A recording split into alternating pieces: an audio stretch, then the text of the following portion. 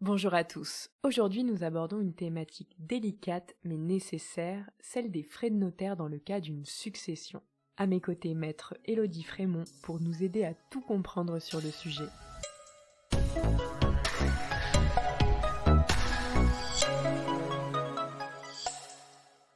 Élodie, le recours à un notaire est-il obligatoire dans le cadre d'une succession ? Le recours au notaire est obligatoire dans le cadre d'une succession, c'est le principe. L'exception, c'est lorsque vous avez des actifs liquides inférieurs à 3 000 euros. Là, c'est une exception. Dans ce cas-là, les banques acceptent, enfin c'est la loi qui autorise les banques, à débloquer les comptes sans passer chez un notaire. Mais sinon, à minima, vous devez aller voir un notaire pour faire ce qu'on appelle un acte de notoriété. C'est l'acte qui dit que vous êtes héritier. D'accord, et pouvez-vous détailler précisément le rôle du notaire dans le règlement de la succession ? Alors le notaire, dans le règlement d'une succession, il a 3 rôles. Il a d'abord un rôle psychologique, ça ne faut pas le nier, parce qu'on est là pour vous accompagner dans une période de deuil où vous n'aurez pas le temps de faire votre deuil pendant 6 mois. Il a un rôle fiscal, il ne faut pas oublier qu'il est collecteur pour l'État, donc collecteur de l'impôt, et qu'il doit procéder à des déclarations fiscales, il est là pour vous aider. Et enfin, il est là pour vous aider dans toutes les démarches. Donc il a aussi un rôle plus administratif, que sont les interrogations, les résiliations d'abonnements, tout ce qui est la gestion, j'allais dire, d'un compte, d'un patrimoine pendant les 6 mois auxquels il sera avec vous dans le règlement de cette succession et donc dans toutes les démarches qui accompagnent le règlement d'une succession. Alors pour ce qui est du rôle psychologique, ça je laisserai parler chaque notaire, c'est une question d'affinité que le client peut avoir avec une personne physique. Pour les questions de règlement, on va dire plutôt fiscaux, le notaire va vous recevoir une première fois pour vous expliquer le déroulement d'une succession et ses échéances et les actes à signer, et le nom des actes que vous aurez à signer. Au minimum, il va vous recevoir 2 fois. Une première fois pour signer l'acte de notoriété qui dit que vous êtes héritier. Alors ça peut être vous les enfants, ça peut être vous et le conjoint, ça peut être les frères, les sœurs. Enfin bref, c'est à lui de déterminer l'ordre des héritiers. Et c'est ce document-là, cet acte-là qu'on appelle acte de notoriété, qui va permettre d'anticiper plein de démarches. On le disait, des résiliations, des réversions, des déblocages de comptes, des déblocages de contrats d'assurance vie. Bref, la justification de votre qualité d'héritier, c'est ça qui va faire que les démarches vont s'enclencher. Ensuite, il va établir fatalement une déclaration de succession dans les 6 mois comptés du décès pour vous permettre de payer les droits de succession, autrement dit de rendre votre copie au fisc. Et le fisc veut savoir quel était le montant du patrimoine du défunt, mais, ou plutôt et surtout, le montant des impôts que vous avez à acquitter. Donc le notaire est là évidemment pour vous aider à l'établir, parce que ce n'est pas un acte qui est très simple à faire, même si ce n'est pas un acte authentique. Et de surcroît, il vous aide à trouver les modalités de son acquittement. Parce qu'on a différentes possibilités de payer, et pour ces différentes modalités de paiement, le notaire est là pour vous conseiller et pour vous aider. Et enfin, dans les démarches plus administratives, le notaire est là pour interroger les organismes, savoir ce qui reste sur les comptes, ce que l'on peut débloquer, ce qu'il ne vaudrait mieux pas débloquer pour éviter des plus-values, ce qu'il faudrait vendre, pas vendre, et je pense notamment aux actifs immobiliers, et puis également des conseils en matière de gestion de patrimoine. C'est-à-dire qu'on voit ce qui se passe pendant les 6 mois du décès, mais on anticipe aussi ce qui va se passer après les 6 mois, une fois que vous serez tout seul. Parfait, c'est très clair. Et les frais de notaire, à quoi correspondent-ils ? Alors, la grosse majorité, c'est un peu comme tout type d'acte, c'est qu'on a coutume de parler de frais de notaire. Et encore une fois, le notaire, il collecte l'impôt pour l'État, mais vous allez plus payer d'impôts que d'honoraires du notaire. D'ailleurs, ce ne sont pas des honoraires, ce sont des émoluments. Les émoluments du notaire, c'est tarifé, c'est un décret qui dit ce à quoi le notaire a le droit.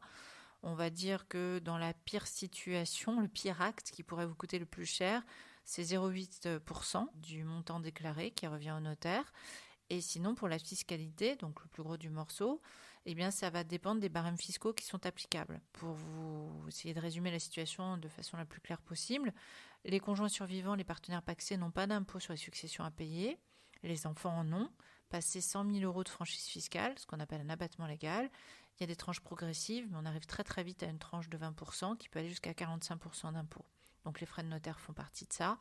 Et enfin, lorsqu'il y a des biens immobiliers, le fisc prend à nouveau des taxes, ce qu'on appelle une contribution de sécurité immobilière, une taxe hypothécaire, sur la valeur des biens qui sont transmis. Pareil, on avoisine le 2% d'impôt en plus à payer sur la valeur de ces biens immobiliers.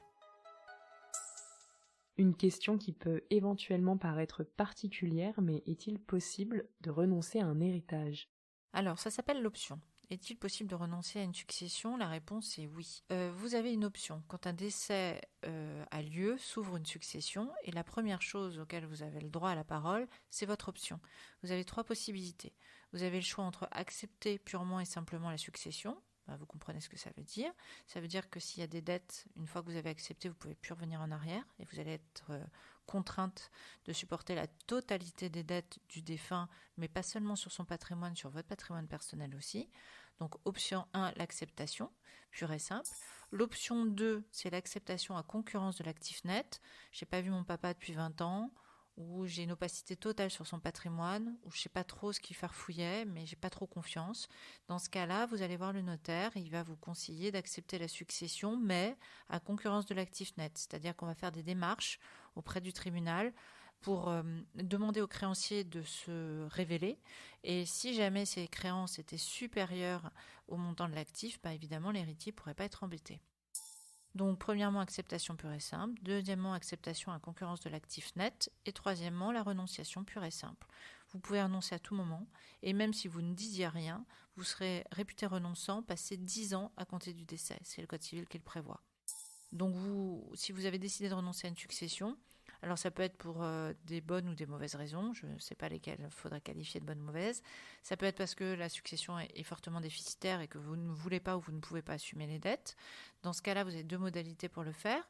Soit vous allez au tribunal, et dans ce cas-là, vous faites une formalité auprès du greffe du tribunal judiciaire du domicile du défunt, soit vous allez voir le notaire. Désormais, le notaire est compétent aussi pour recevoir les renonciations à succession.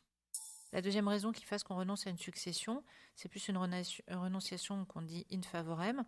Je renonce à ma succession parce que j'ai des enfants et moi ça ne m'intéresse pas d'hériter à 70 ans de mon papa. Je préfère que ce soit mes enfants qui aient une petite avance de trésorerie. Et si vous renoncez à la succession, désormais vos enfants peuvent vous représenter. Très bien, et enfin ma dernière question, est-ce qu'il y a des choses à savoir pour éviter les mauvaises surprises ? Absolument. La première précaution qu'il faut avoir impérativement quand il y a un décès, c'est que n'acceptez pas trop rapidement une succession parce que vous ne pourrez plus faire marche arrière. Alors heureusement, le législateur a prévu des situations qui ne soient pas embarrassantes pour les héritiers parce qu'en matière d'acceptation, vous voyez bien ce que c'est que l'acceptation express. Quand on signe un déblocage de compte bancaire, c'est bien qu'on veuille toucher les comptes bancaires, donc on accepte la succession. Mais il y a un truc qui est un peu plus vicieux qui s'appelle l'acceptation tacite. L'acceptation tacite, c'est j'ai payé une facture parce que ça m'embêtait de voir l'huissier débarquer tous les matins. Et en fait, parce que j'ai payé cette facture, du coup, j'ai accepté la succession. Ou j'ai signé un mandat de vente d'un bien immobilier parce que j'étais harcelée par l'agence, puis c'est vrai que ça m'angoissait de voir qu'il y avait des charges qui tombaient. Je l'ai signé, mais c'est trop tard. Ça vaut acceptation tacite de la succession. Et donc, du coup, je suis obligée d'accepter toutes les dettes. Alors, heureusement, le législateur a prévu des cas d'exception.